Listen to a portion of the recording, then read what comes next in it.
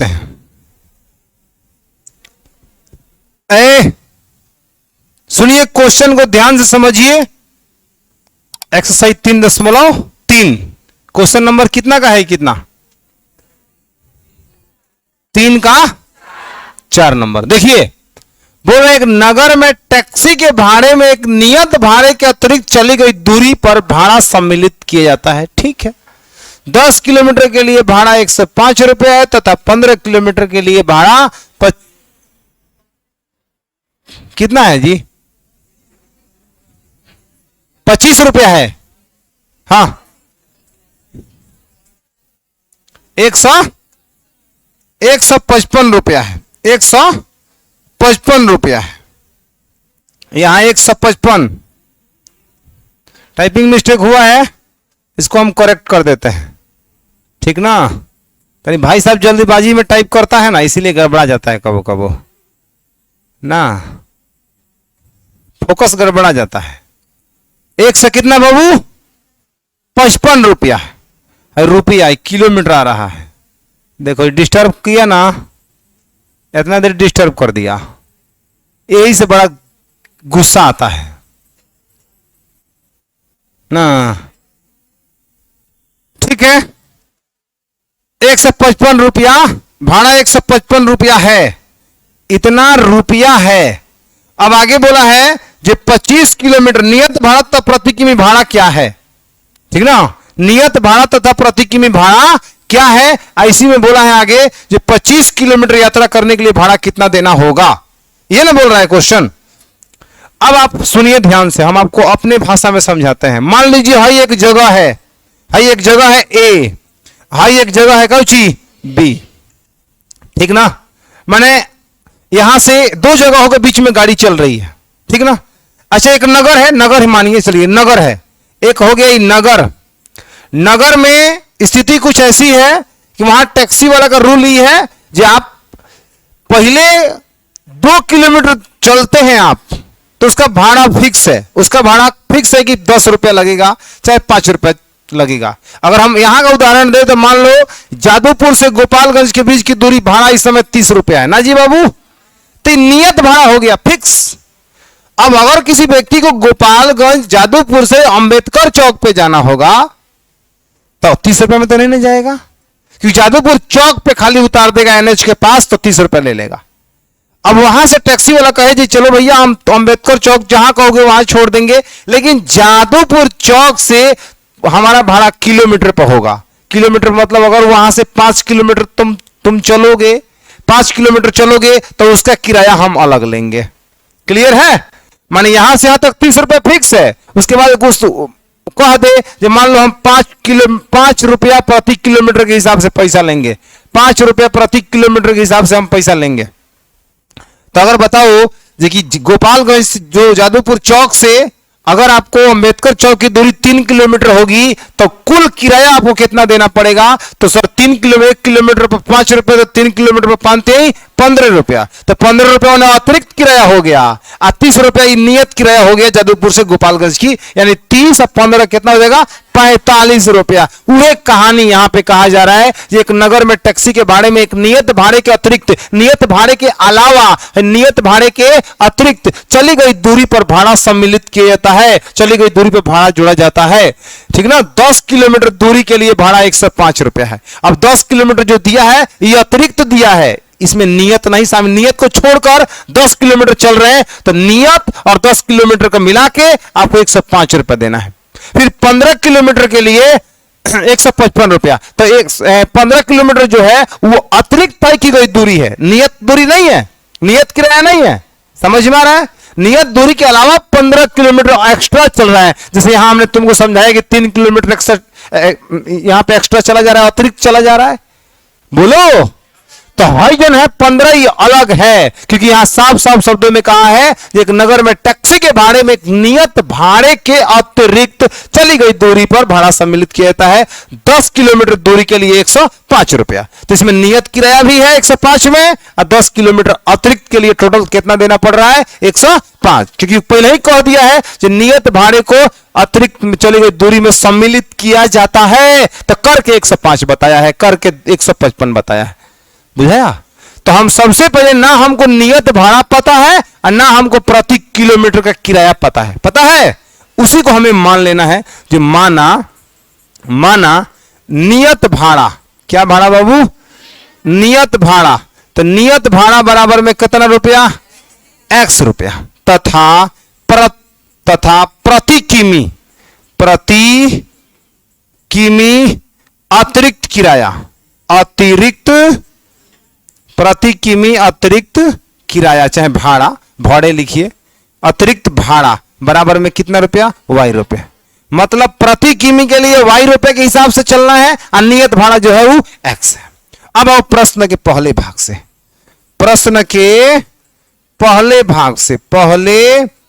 से, तो पहला भाग में क्या कह रहा है बाबू? कह रहा है कि 10 किलोमीटर दूरी के लिए तो नियत भाड़ा तो उसको देना ही पड़ेगा। बोलो, नियत भाड़ा x जो है तो देना पड़ेगा। 10 किलोमीटर अतिरिक्त चला है तो 1 किलोमीटर पर क रुपया? y रुपया। तो 10 किलोमीटर के लिए 10y। 1 किलोमीटर पर अगर y रुपये खर्चा हो रहा है तो 10 किलोमीटर पर 10 गुणे y मतलब 10y। तो यहां हो जाएगा सीधे, यहां पे होगा 10y। तो है 10y हो गया। 10 किलोमीटर अतिरिक्त भाड़ा के अतिरिक्त दूरी के लिए 10y रुपया और x रुपया नियत के लिए, दोनों रुपये वो मिला के 100 कितना हो गया? 5, क्योंकि उसमें सम्मिलित है, दोनों भाड़ा मिला के 105। समीकरण नंबर फर्स्ट। बताओ कोई दिक्कत? अब चलते हैं प्रश्न के दूसरे भाग से। यहां बात करेंगे बच्चा प्रश्न के दूसरे भाग से, सेकंड बाई क्वेश्चन। सेकंड में बोल रहा है कि 15 किलोमीटर के लिए तो नियत किराया तो x तो रहेगा ही रहेगा। बोलो, आप 15 किलोमीटर अतिरिक्त के लिए, 1 किलोमीटर अतिरिक्त के लिए कितना रुपया है? y रुपया। तो 15 किलोमीटर के लिए कितना होगा? 15y। और दोनों रुपया मिला के 100 कितना रुपया? 55 रुपया। समीकरण नंबर 2। कोई दिक्कत है? आ रहा है समझ में? अब समीकरण 1 तथा 2 से चलिए। अब समीकरण 1 तथा 2 से अब किसी से चलिए, आप हल करिए। आप सीखे अभी तक प्रतिस्थापन विधि, विलोपन विधि आप नहीं सीखे, लेकिन जब सब विधि को समझ जाइएगा ना तो ऐसे क्वेश्चन में, ऐसे भाषा वाला क्वेश्चन में कहीं कहा है जो ऊपर पहले कहा था ना प्रतिस्थापन विधि से ज्ञात करें। लेकिन अगर स्पेशली क्वेश्चन आपके आता है एग्जाम में तो आपको कुछ नहीं करना है, यहां से जौन विधि बनाना चाहते हैं, जो आसान लगेगा वो बनाइएगा। लेकिन जब तक कहा जाएगा ये भी विधि से बनाना है तब तक उसी विधि से बनाते रहना है। अभी कहा गया है प्रतिस्थापन विधि के अनुरूप चलना है। तो देखिए सर, इसके बाद इसी में क्वेश्चन कहा है कि 25 किलोमीटर यात्रा करने के लिए कितना भाड़ा देना पड़ेगा। वो लास्ट में बात करते हैं, पहले यहां तक कुछ चीजों को कंप्लीट किया जाए। कोई दिक्कत है किसी को? अब यहां कह देते हैं, देखिए समीकरण कितना से बाबू? 1 से। तो समीकरण 1 आपका कितना है बताओ तो? x प्लस 10y बराबर में कितना? 105। 10y को भेज दो उधर, तो x बराबर में होगा 105 माइनस में 10y। अब कह दो यहां पे x का मान समीकरण कितना में? 2 में रखने पर, 1 में इसलिए नहीं रख रहे हैं क्योंकि 1 से हम चले हैं ना। तो 2 कितना है बता दीजिए? x प्लस 15y बराबर में 155 है ना। x का मान है कितना? x का मान है 105 माइनस में 10y पुट कर दीजिए और प्लस में यहां 15y और बराबर में 155। बताइएगा, तो यहां हो जाएगा 105 और माइनस 10 प्लस 15 प्लस का 5y बराबर में 155। बोलो, तो 5y बराबर होगा 155 माइनस 105। तो 5y बराबर में कितना होगा जी? 50, खाली 50 और 5 से 5 दहा 50, यानी y का मान कितना मिला? 10। अब इसलिए x कितना होगा? x बराबर हो जाएगा आपका 105 माइनस में 10y। बोलो बालक, x बराबर में 105 माइनस में 10 गुणे y का मान कितना है? 10। तो x बराबर होगा 105 माइनस 10 दहिया 100, यानी x बराबर कितना रुपए बहु? 5। तो इसलिए कहेंगे जो नियत जोन भाड़ा है, नियत भाड़ा जिसको माना गया है x रुपया, वो x का माना गया है 5 रुपया। नियत भाड़ा कितना रुपया? 5 रुपया। आप प्रति किमी अतिरिक्त भाड़ा जो कि माना गया है का बाबू? y का मान y रुपया माना गया है। बताओ y का मान कितना है? 10 रुपया, माने अतिरिक्त भाड़ा। बात खत्म।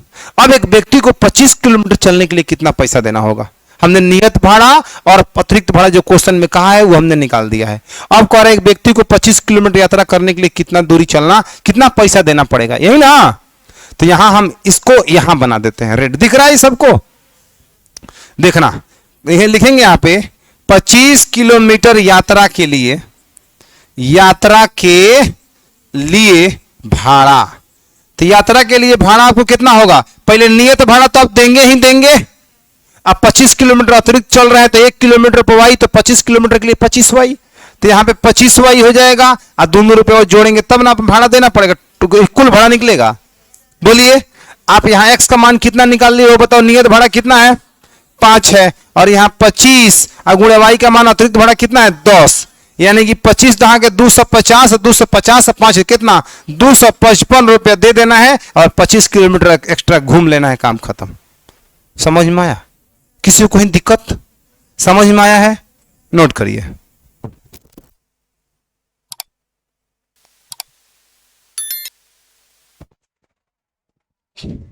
नेक्स्ट क्वेश्चन आपके सामने करे, यदि किसी भिन्न के अंश और हर दोनों में 2 जोड़ दिए जाए तो 9/11 हो जाता है। यदि अंश और हर दोनों में 3 जोड़ दिए जाए तो 5/6 हो जाता है। वो भिन्न ज्ञात करिए। भिन्न बराबर होता ही है अंश बटा हर, भिन्न बराबर होता है अंश बटा, अगर अंश पता हो हर पता हो तो आराम से हम भिन्न लिख सकते हैं। तो भिन्न का निर्माण किससे हो रहा है, अंश और हर से। तो पहले अंश और हर पता होना चाहिए ना, तबे ना। यदि किसी भिन्न के किस भिन्न के अंश में और हर में 2 जोड़ेंगे तो 9/11 होगा, वो भिन्न पता है? नहीं पता है, ये हमको जानकारी ही नहीं है कि किस भिन्न के अंश और हर में 2 जोड़ेंगे ताकि 9/11 हो, मतलब होगा। तो क्वेश्चन कह रहा है कि होगा, कौन भिन्न है नहीं पता है। और फिर बोला है कि यदि उस अंश के अंश और हर दोनों में 3 जोड़ दिए जाए तो 5/6 हो जाता है। 2 जोड़ रहे हैं तो 9/11 हो रहा है, 5 जोड़ रहे हैं तो 5/6 हो रहा है। तो वो भिन्न कौन है बताइए। तो भिन्न के लिए हम सबसे पहले से जो भी सवाल आएगा सबसे पहले कहेंगे कि माना भिन्न का अंश बराबर x तथा भिन्न का हर बराबर कौची y। अब इसलिए डायरेक्ट यहां लिख दीजिए, इसलिए भिन्न बराबर में अब अंश बटा हर मतलब x बटा y। बोले कोई दिक्कत है? तो भिन्न का अंश हर और भिन्न क्लियर हो गया, कोई दिक्कत? अब बात करते हैं हम प्रश्न के पहले भाग से। तो प्रश्न का पहला भाग कहता है कि भिन्न यदि किसी भिन्न के अंश और हर, अब वो भिन्न हमको पता चल चुका है अधूरा ही सही x बटा y है। अंश और हर दोनों में, अंश में भी 2 जोड़ेंगे और हर में से 2 जोड़ेंगे, हर में भी 2 जोड़ेंगे तो रिजल्ट उसका होगा 9/11। अब आपको क्रॉस मल्टीप्लाई कर देना है, 9/11 के बराबर कर देंगे क्योंकि 9/11 में बदल जाता है। तो 11 में x से कितना होगा 11x, 11 दूना कितना होगा 22, बराबर में 9 में y से 9y प्लस 9 दूना कितना होगा 18। कोई दिक्कत किसी को नहीं ना? अब आगे बढ़ो बच्चा, y को इधर लेके आओ। तो 11x माइनस में 9y और बराबर में 18 और माइनस 22, यानी बच्चा समझ जाएगा -4 समीकरण में 1। बोलो बाबू, आपका जो 22 किया उधर 18 में से 22 जाएगा -4। अब चलते हैं प्रश्न के दूसरे भाग से। तो दूसरा भाग में क्या कहता है जरा सुनना। भिन्न को उठाओ x बटा y, बोलता है दूसरा में यदि अंश और हर दोनों में 3 जोड़ दिया जाए, मतलब अंश में भी 3 जोड़ दे हर में भी 3 जोड़ दे तो 5 बटा कितना हो जाता है 6। तो यहां हो जाएगा 6x और 6 3 18 बराबर में 5y प्लस 5 3 15। यहां हो जाएगा 6x माइनस में 5y बराबर में -3 समीकरण नंबर 2। बच्चा समझ गया होगा। ये 18 गया उधर तो -18, तो 15 में से 18 जाएगा तो -3 ना होगा, समीकरण 2। अब समीकरण 1 और 2 से हमने प्रतिस्थापन विधि लगाना है और हल करना निकल जाएगा। क्या आप निकाल लोगे? हल करो आप लोग, बनाओ।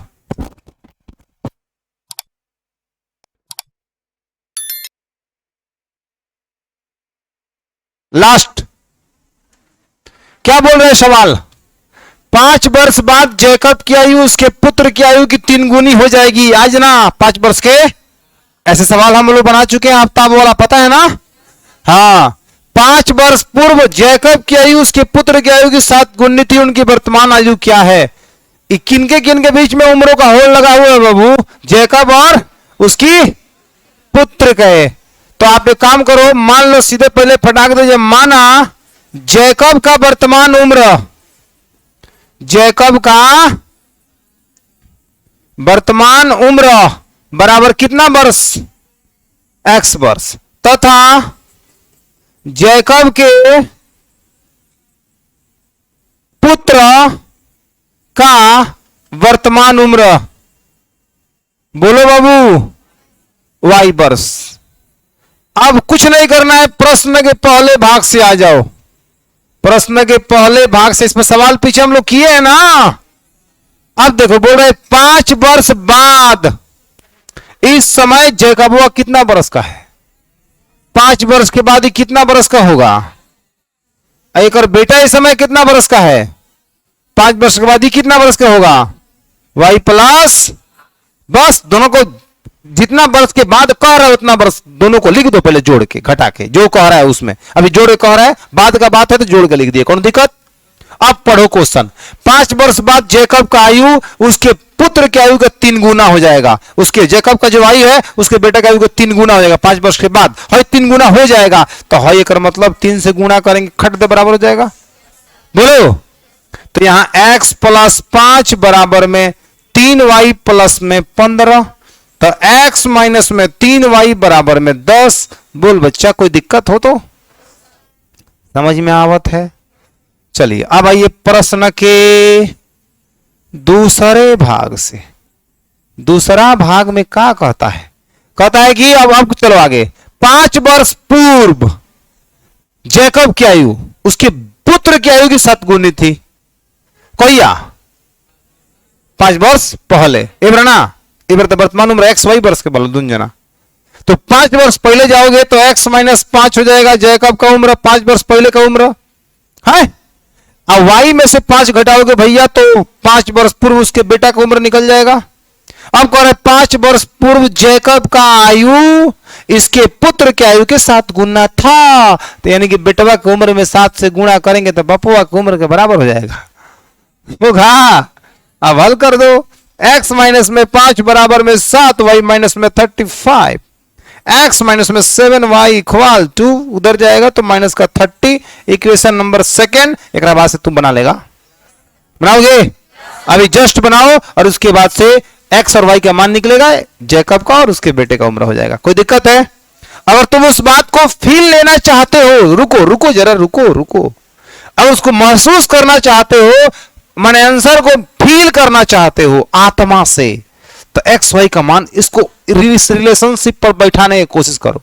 मान लो जो भी उम्र आ गया उनका, उसे 5 वर्ष बाद जाओ और देखो जो बाप का जो उम्र 5 वर्ष के बाद हो रहा है वो उसके बेटे के 3 गुना, कितना बोला है? हाँ 3 गुना हो रहा है कि नहीं हो रहा है? समझ में आया?